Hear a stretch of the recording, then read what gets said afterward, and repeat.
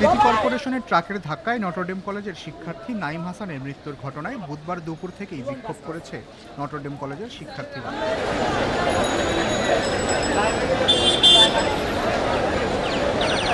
গুলিস্তানের হল মার্কেটের সামনে অবস্থান নিয়ে নিরাপদ সড়ক ও বিচারের দাবি জানাতে থাকেন তারা। ৩ ঘন্টা পর বিকেল ৫:৩০টায় কলেজ অধ্যক্ষের অনুরোধক্রমে সড়ক ছাড়েন শিক্ষার্থীরা।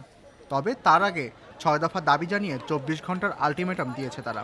গুলিস্তানের যে এই লাইনটা যেখানে আছে এখানে একটা জেব্রা ক্রসিং এবং ফুট ওভারব্রিজ করতে হবে। সেকেন্ড সেটা হচ্ছে আমাদের জোরালো করতে হবে ট্রাফিক আইন।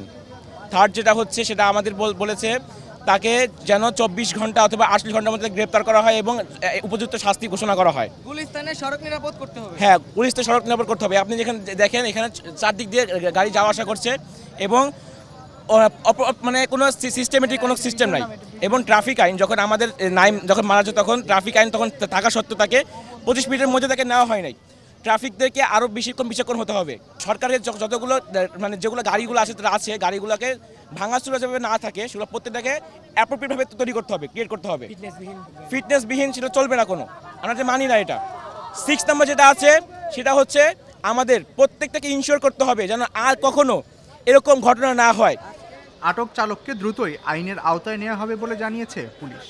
তার বাবা থানায় আসবে, তার বাবা মামলা দিবে এবং যেহেতু গাড়ি জব্দ আছে এবং ড্রাইভার আটক আছে, প্রচলিত যে আইন আছে সেই আইনে আমরা তার বিরুদ্ধে ব্যবস্থা নিব। আপনারা জানেন যে এটা সিটি কর্পোরেশনের গাড়ি, সিটি কর্পোরেশনের ড্রাইভার। এখন সে হেল্পার ছিল কি না সেটা কিন্তু আমরা যাচাই বাছাই করার এখনো সময় পাই নাই। এদিকে সন্ধ্যায় ময়নাতদন্ত শেষে পুলিশ পরিবারের কাছে মরদেহ বুঝিয়ে দিয়েছে। একমাত্র ছোট ভাই চিরতরে হারিয়ে গেছে, তা বিশ্বাসই করতে পারছে না বড় ভাই। ওগুলো এক প্রকারের মার্ডার ছাড়া কিছুই না ভাই। প্রতিনিয়ত মানুষ আছে সড়ক দুর্ঘটনা না, মামলা করব চালকের বিরুদ্ধে। তারপর আমাদের বাড়িতে মানে আমাদের নিজের বাসায় কামরাঙ্গি চড়ে ওখানে আমরা জানাজা করব, তারপর আমাদের গ্রামের বাড়িতে নিয়ে যাব। 2018-র নিরাপদ সড়ক আন্দোলনে নাইমের সক্রিয় অংশগ্রহণ ছিল বলে জানিয়েছে তার বন্ধুরা। 2018 সালে যে সড়ক আন্দোলনটা কিন্তু হয়েছিল সেটাই ওর সক্রিয় অংশগ্রহণ ছিল।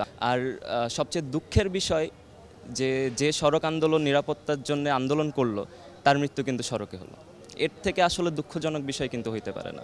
সড়কে নামবো, আন্দোলন করব, দিনেরটা দিনে দিয়ে দিলে কয়েকদিন তৎপর থাকলে আমরা শেষ, আমরা চুপচাপ। এরপরে যতই মানে অত্যাচার চলুক, যতই মানে নিয়মকানুনের বাইরে চলাচল চলুক, তাতে আমাদের কিছু আসে যায় না। যতক্ষণ না পর্যন্ত আমাদের নিজেদের ফ্রেন্ড সড়ক দুর্ঘটনায় মৃত্যুবরণ করবে ভাই, ততক্ষণ পর্যন্ত আমাদের কিছু আসে যায় না। আপনারা নিজেরা যদি সড়কে থাকতেন তাহলে আপনাদের নিজেদের যে পরিমাণে সেফটির দরকার সেটা যাতে আপনি মানুষের জন্য নিশ্চিত করতে পারেন, কারণ আপনি গদিতে আছেন, এটা আপনার হইল গিয়া জনগণের প্রতি আপনার কি দায়বদ্ধতা। শিক্ষার্থীদের অর্ধেক ভাড়ার দাবিতে চলমান আন্দোলনের মাঝেই কলেজ যাবার সময় ট্রাকের ধাক্কায় প্রাণ গেল উচ্চ মাধ্যমিকের 2য় বর্ষের এই শিক্ষার্থীর। এস আল আরেফিন, প্রথম আলো।